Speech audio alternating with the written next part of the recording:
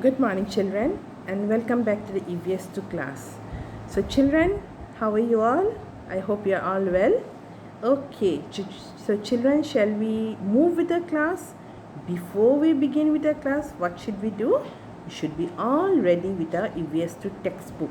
And not only EVS2 textbook, we should also take out our lesson number 4, which is rivers, because we are doing rivers. And can you see the color of the screen, children? Yes, it's blue, because water is blue. So I thought that I should use this blue color, isn't it?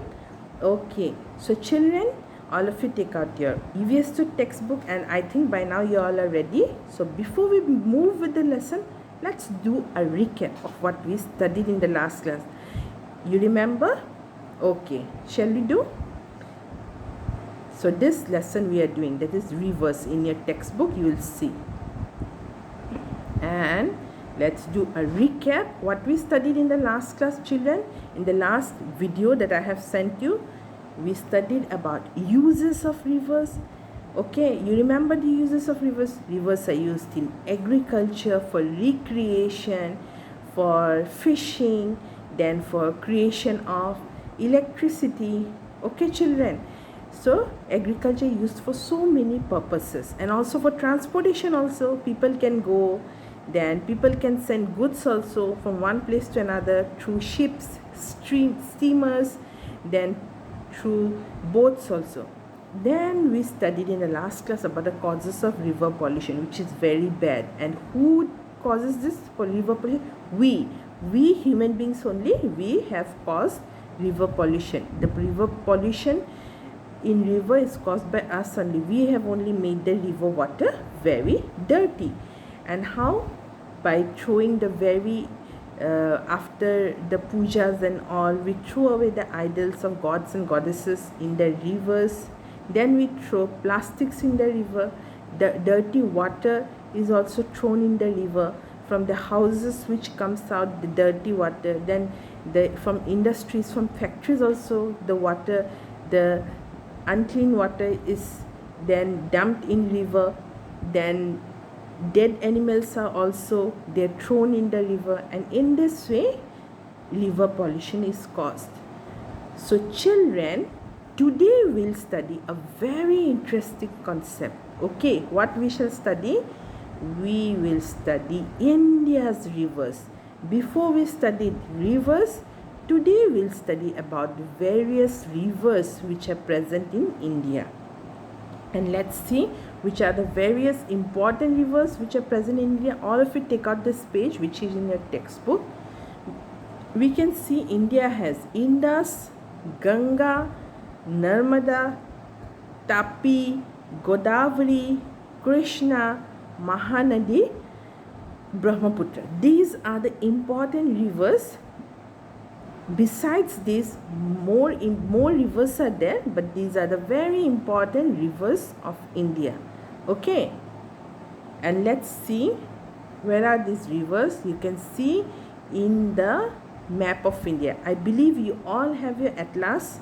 You can take out your atlas, and you'll find there in atlas a topic will be there. Okay, on the top of the page you'll find, after the map of India, you'll find rivers of India, and there, children, you can find the names of the rivers. Okay, and here you can see names of many rivers are given. You will find Brahmaputra here, Ganga here, Indus here, then Godavari, Krishna, Mahanadi, and so many rivers names you will find in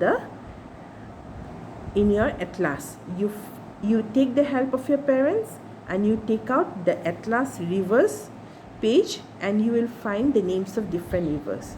Okay, so children, first today we'll learn about two very important concepts. One is perennial rivers and one is non-perennial rivers. Now what are these perennial rivers?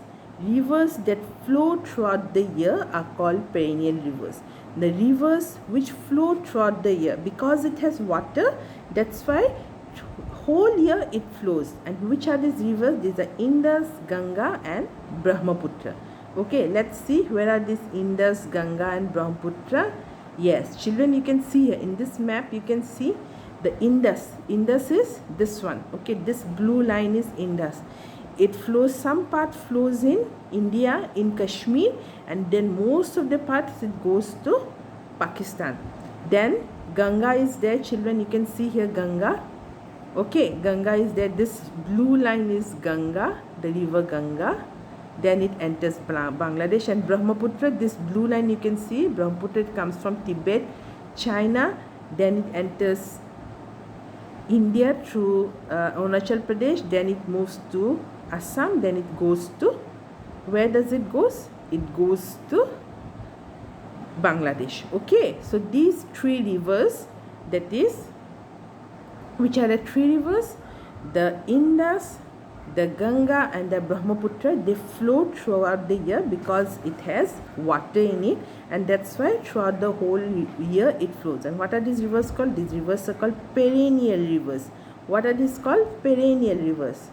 Now next we'll study non-perennial rivers. What are non-perennial rivers? Okay, here what is given, rivers which do not have a constant flow of water throughout the year are known as perennial rivers. They have a seasonal or periodic flow.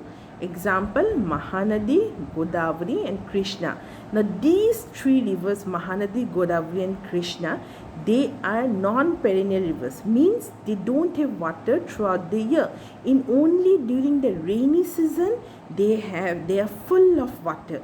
During the dry season, during the summer season, they don't have much water. So these rivers, they don't flow throughout the year, and these rivers are called non-perennial rivers.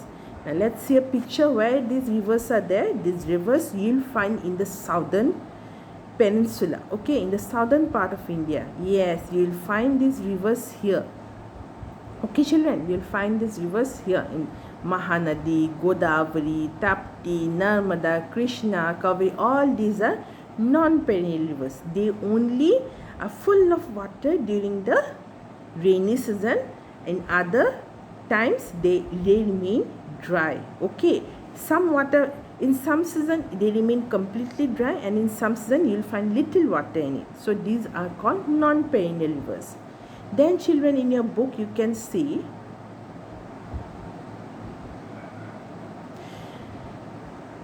Indian rivers are divided into two parts. Okay, according to their sources. Sources means from where the Indian rivers get water. According to that source, now you all know what is source, the point from where the rivers get water, the source. Okay, so Indian rivers are divided into two sources. You can see in your book, this is there. First, the Himalayan and the Karakoram mountain ranges in northern India, and number two, the Vindhya and the Satpura mountain ranges. Okay children, now the Himalayan and the Karakoram mountain range, you can see here in this picture, you can see the Himalayan and the Karakoram mountain range. This is the Karakoram, this is the Himalayas. Okay, this whole you'll have the Himalayas are there, and these Himalayas, because they have snow, the Indus and Ganga and Brahmaputra, they starts from this Himalayas, and because they start from the Himalayas, which is fully covered with snow throughout the year, that's why Ganga, Brahmaputra and Indus are full of water throughout the year. Whether it's in the rainy season, whether it's in the summer season, they're full of water, because these three rivers, they do not depend on rain, they depend on the snow of the Himalayas. And the Himalayas have their snow throughout the year, and in summer season they melt, and that's why Ganga, Brahmaputra and Indus are full of water throughout the year. They don't depend on the rainy season. Okay children, and so these three rivers which have their source in the Himalayan range, okay, the Karakoram range. What are Himalayan range? What are Karakoram range? They are big mountains which we'll find in the northern part of India. This whole part is full of big mountains. Okay, and these mountains are called Himalayas, and Ganga, Brahmaputra and Indus river, they start from these mountains, from a higher ground. Then what is our next source? Children, our next source is number 2. The Vindhya and the Satpura mountains. Okay, the Vindhya and the Satpura mountain ranges and the Chota Nagpur plateau in central India, in western India. These are called peninsular rivers. Example, Mahanadi, Krishna, Kaveri and Godavari. Now, the southern peninsula where the Vindhya and Satpura mountain ranges are there, then Chota Nagpur plateau is there. Okay, I'll show you in the next picture. Then these rivers are called peninsular rivers. Now, Indus, Ganga and Brahmaputra, what they are called? Himalayan rivers. And Mahanadi, Krishna, Kaveri and Godavari, they are called peninsular rivers because they start in the peninsula of India, the southern peninsula of India, where these mountains are there. Vindhya, Satpura mountain, the Chota Nagpur plateau are there. Let me show you a picture. Now you can see, children, a picture. Okay, and here you can see the Vindhyas, the Satpuras, the Chota Nagpur plateau, and the Mahanadi river, then the Godavari, the Kaveri river. I have shown you a picture. In the previous slide, I have shown you that these rivers, they are all here. Okay, you will find these rivers here, and they have started from these mountains, from this plateau. Okay, and plateau, I know it's all clear to you, it's a tabletop. So these rivers, Mahanadi, Godavari, Krishna, Kaveri, Tapti, they have all started in the southern peninsula, in this peninsula. Okay, this is the peninsula of India, and they have all started here. That's why it's called what? Peninsular rivers. And these rivers, they are non-perennial rivers. They don't have water throughout the year. Okay, they totally depend on the rain for the water. So children, we shall stop till here. Today, very interesting concepts we have studied about India's rivers. That India's rivers are perennial and non-perennial. Perennial means they flow throughout the year. Indus, Ganga and Brahmaputra, they are perennial rivers. They are full of water and flows throughout the year. Non-perennial rivers, rivers like Mahanadi, Krishna, Godavari, Tapti, then Kaveri, they are not full of water throughout the year. That's why they are called non-perennial rivers. And also peninsular rivers they are called because they originate, their source is in the peninsula of India. And Indus, Ganga and Brahmaputra, these three rivers, they have their sources in the Himalayas. And that's why they are called Himalayan rivers. So children, I'll stop till here. I hope it's clear to you. You'll go through the lesson till what I have explained, so that you might not understand, but when you keep reading and you listen to my video and you watch the slides which I have shown you carefully, it will be clear to you. So children, I shall stop till here. Okay, meet you in the next class. Till then, take care and bye-bye.